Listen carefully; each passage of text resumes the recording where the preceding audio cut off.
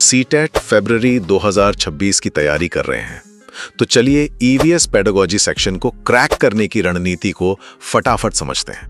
देखिए, CTET paper 1 में जो एनवायरमेंटल स्टडीज यानी ईवीएस का सेक्शन है ना, वो बहुत स्कोरिंग हो सकता है। पर इसकी असली चाबी सिर्फ फैक्ट्स रटने में नहीं है, बल्कि पढ़ाने का सही तरीका समझने में है।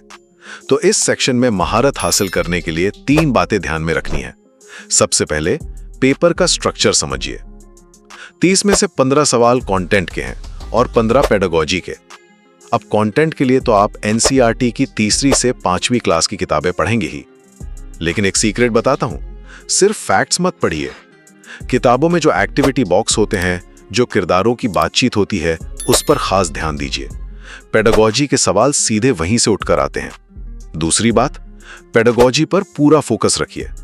अरे ये सेक्शन 50% मार्क्स का है, आधे मार्क्स। सोचिए कितना बड़ा गेम चेंजर है ये। इसमें सवाल रटने वाले नहीं आते, बल्कि क्लासरूम सिचुएशन पर आधारित होते हैं।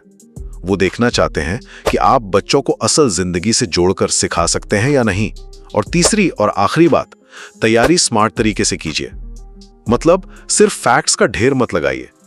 सीटेट का ईवीएस सेक्शन आपकी याददाश्त से ज्यादा आपकी सोच को परखता है। तो एनसीईआरटी खत्म करने के बाद पिछले सालों के पेपर्स को टाइम लगाकर सॉल्व कीजिए। इससे आपको सिर्फ पैटर्न नहीं, बल्कि सवालों के पीछे की सोच भी समझ में आ जाएगी।